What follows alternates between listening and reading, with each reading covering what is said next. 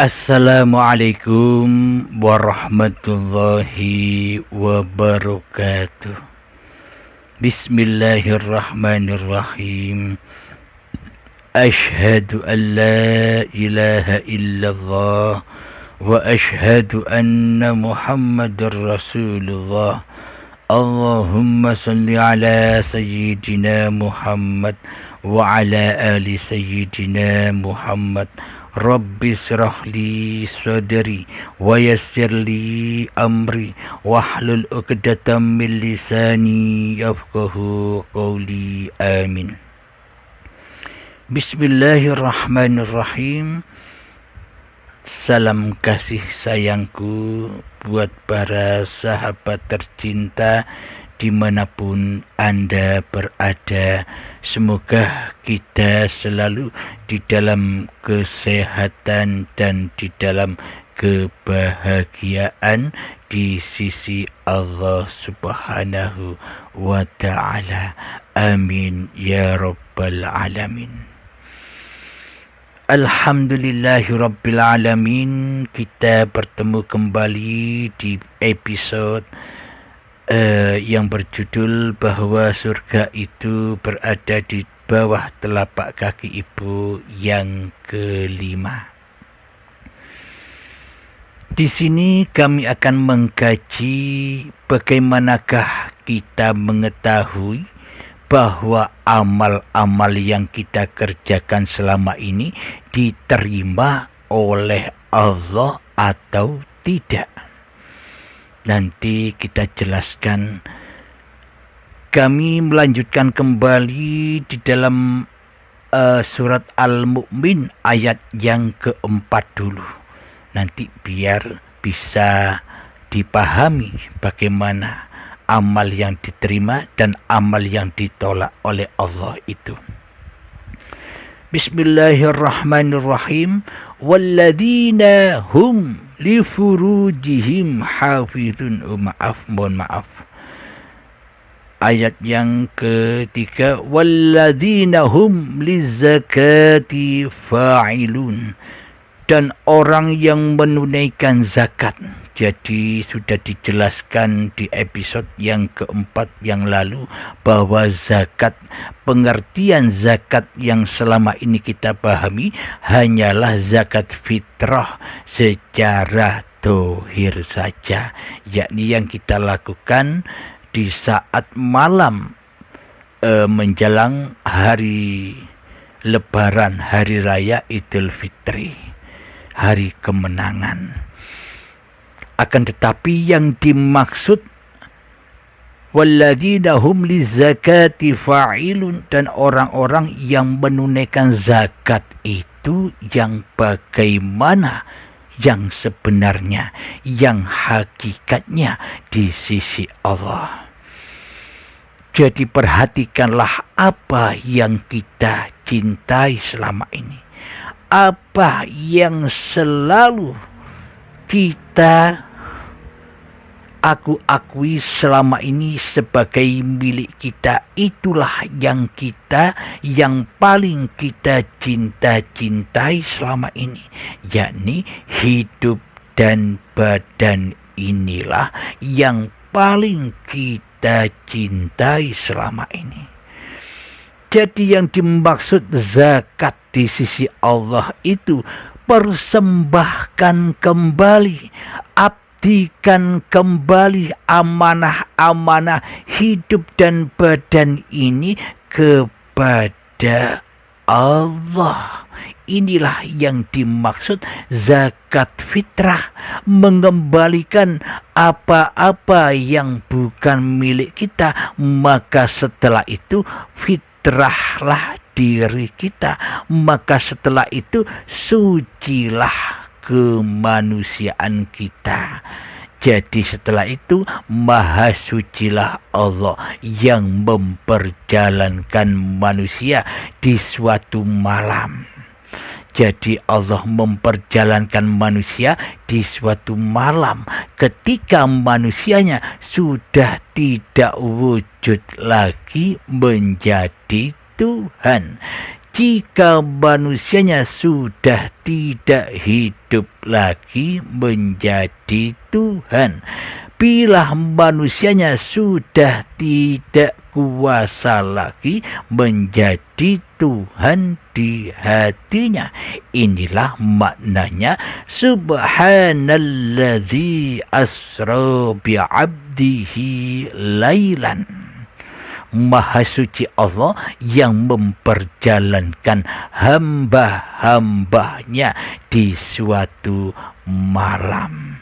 Ketika sudah malamnya hatimu dari dirimu, ketika sudah malamnya hatimu dari kewujudan manusiamu, ketika sudah tiba malamnya tiadanya wujud hidup ini, wujud hidupmu, ketika sudah datang malam tiadanya kekuasaan dirimu di hatimu, maka wujud, maka hidup, maka kekuasaan sudah kembali hanya milik Allah, karena semua itu memang sifatnya Allah sendiri. Inilah yang dimaksud malam Lailatul Qadar.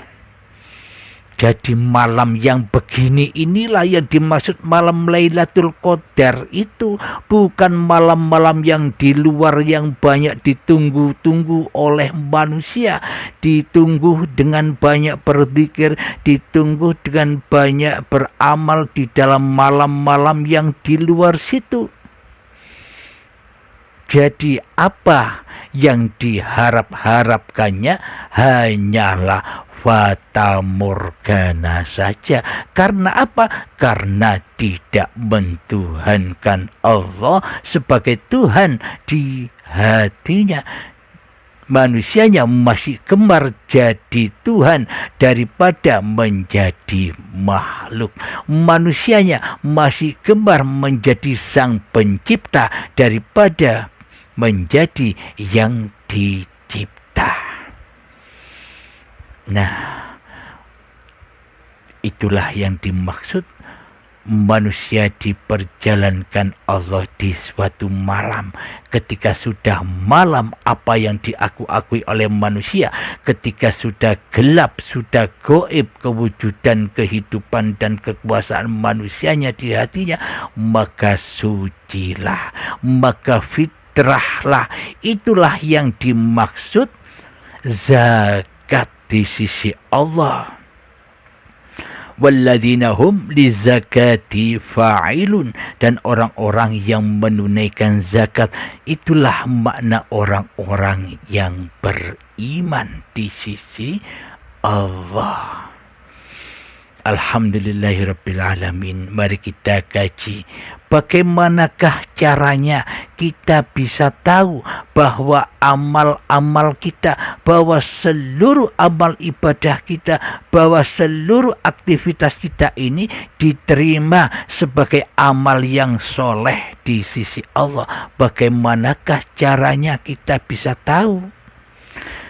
Sementara mayoritas manusia kebanyakan tidak tahu menahu, amalnya diterima atau tidaknya bukan urusannya lagi, karena manusianya tidak memperdulikan bagaimana caranya amal ini bisa diterima oleh Allah secara langsung dan live. Akan tetapi berhubung yang jadi Tuhan di dalam hatinya masih manusianya, berhubung yang wujud di dalam hatinya masih manusianya, berhubung yang hidup di dalam hatinya masih manusianya, berhubung yang berkuasa di hatinya masih manusianya, ya tidak akan pernah memperhatikan itu semua. Pokoknya beramal, yang dibangun raganya, jiwanya mati. Sudah jelaslah, maka di dalam hati kita ketika beramal pasti semuanya kembali rojiun kepada linafsi.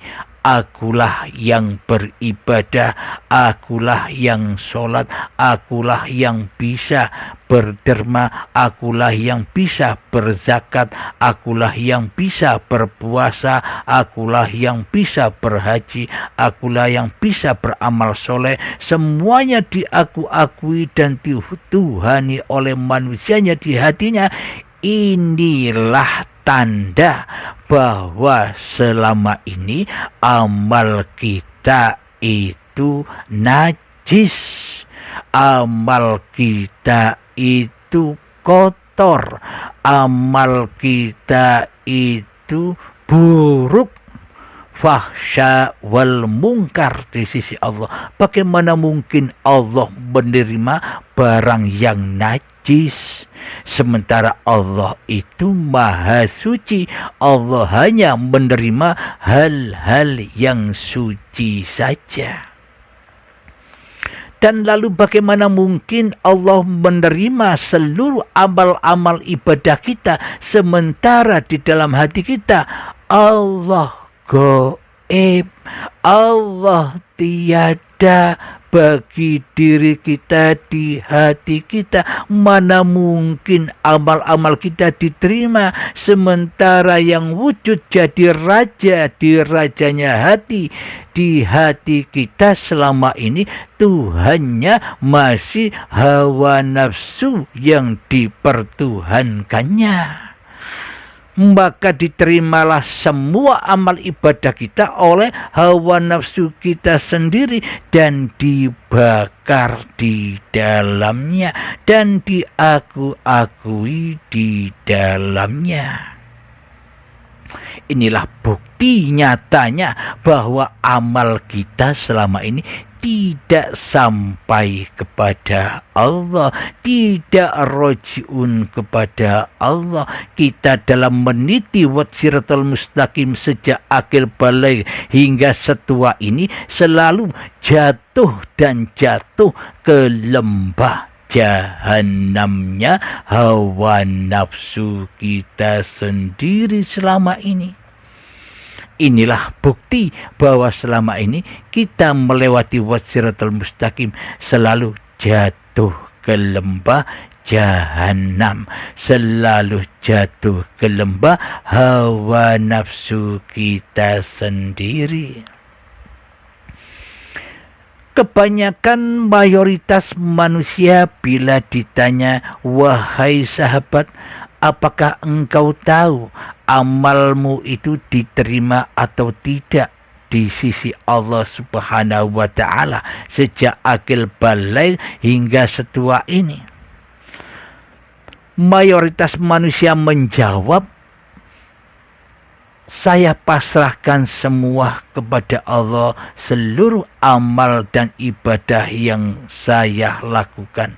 Saya pasrahkan saja, saya tidak tahu diterima dan ditolaknya amalku ini. Saya pasrah kepada Allah saja. Stop. Kita gali kata-kata pasrah. Logikanya begini.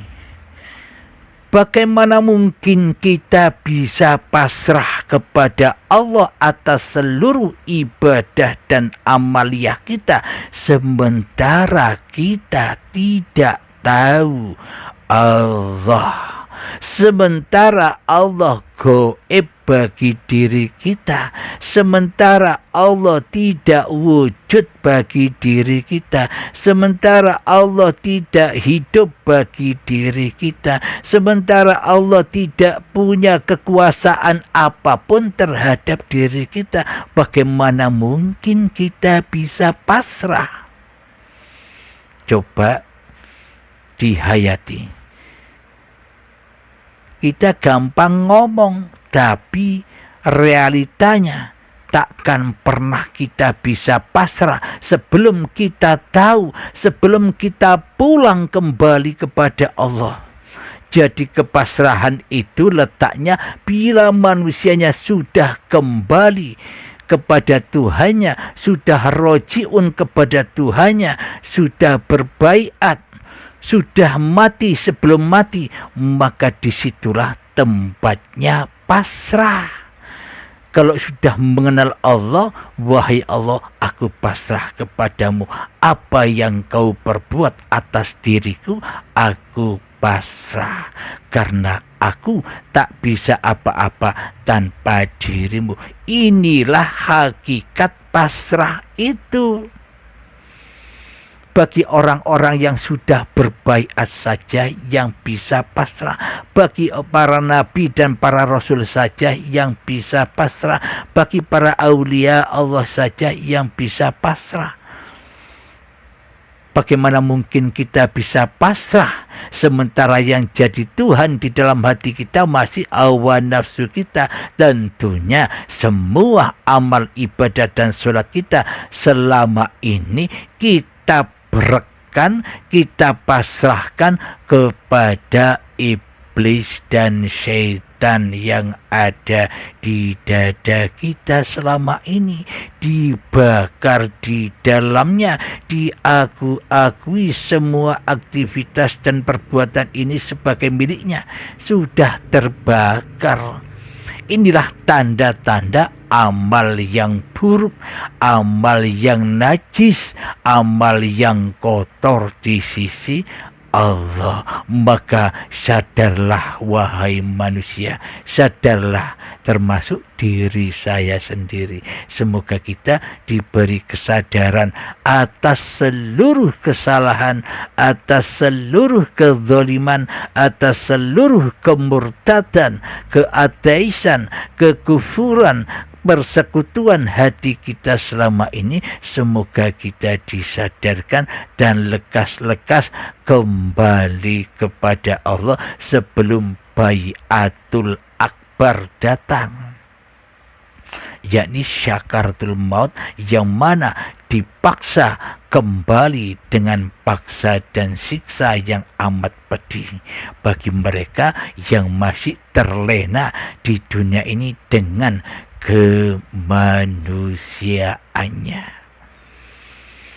Alhamdulillahirabbil alamin. Itu semua yang dikatakan zakat. Jadi nyatalah